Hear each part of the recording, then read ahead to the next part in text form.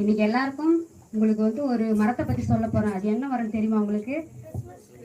Christmas மரம். Correct, very good, கரெக்டா சொல்லிட்டீங்க. ஆமா, கிறிஸ்மஸ் மரத்தை பத்தி தான் இன்னைக்கு நான் பேச வந்திருக்கிறேன். அந்த மரத்து பேர் வந்து தேவதாரு மரம். தேவதாரு மரத்தை பத்தி தான் இன்னைக்கு நம்ம வந்து பேச. அந்த மரம் வந்து உயரமான உயரமான அது வந்து மரமா வளரும். அது வந்து ஊசி இலை வடிவத்துல அந்த மரம் இருக்கும். அந்த மரம் வந்து மலை பிரதேசங்களிலும் மலைப்பகுதியிலும் குளிர் பிரதேசங்களும் தான் அதிகமாக அது வந்து காணப்படும். அந்த மரம் வந்து மருத்துவ ரீதியாக ரொம்ப என்ன பண்றாங்கன்னா பயன்படுத்துறாங்க. அந்த மரம் வந்து கட்டை அதோட மரம் கட்டை வந்து ரொம்ப கன பொருந்திய ஒரு கட்டையா இருக்குது. அதனால அந்த மரத்துக்கு இங்கிலீஷ்ல வந்து பைன் ட்ரீனும் ப்ரீன் ட்ரீனும் சொல்லுவாங்க அந்த மரத்துக்கு. அது வந்து பாத்தீங்கன்னா மருத்துவ ரீதியாக ரொம்ப அந்த மரத்தை வந்து என்ன பண்றாங்க பயன்படுத்துறாங்க.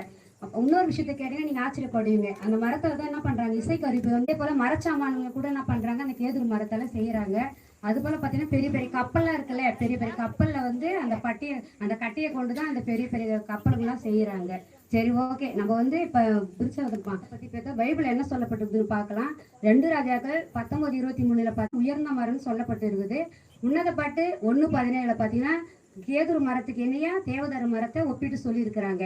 பாத்தீங்கன்னா தாவீது ராஜாவும் இஸ்ரேல் சந்ததியாரும் என்ன பண்றாங்கன்னா தேவதாரு மர கட்டியால செய்யப்பட்ட கீத வாத்தியங்களை கொண்டுதான் கர்த்தருக்கு முன்பாக அனைவரும் கூடி என்ன பண்ணாங்க வாசித்து ஆடின்னு இருக்கிறாங்க. பெரிய பெரிய ஆலயங்கள்லாம் பாத்தீங்கன்னா அந்த மரக்கட்டையால தான் அந்த பெரிய பெரிய ஆலயங்கள்ல கட்டப்பட்டு இருக்கிறாங்க. மாலைகள் எல்லாம் அந்த மரக்கட்டையில தான் கட்டப்பட்டு இருக்கிறாங்க. கேதுரு மரத்தை வந்து என்ன பண்றாங்கன்னா கொக்குகளின் குடியிருப்பான். அது வந்து பாத்தீங்கன்னா பைபிள்ல கூட பாத்தீங்கன்னா நிறைய பேரு வந்து அநேக பேர் சாப்பிட்டு இருக்கிறாங்க. நாமளும் கர்த்தருடைய உயர்ந்த குண அதிசயங்களா இருக்கணும், கர்த்தருடைய நாமத்தை மகிமைப்படுத்துகிற கருவிகளா இருக்கணும்னு எல்லாருக்கும் சொல்லிக்கிறேன்.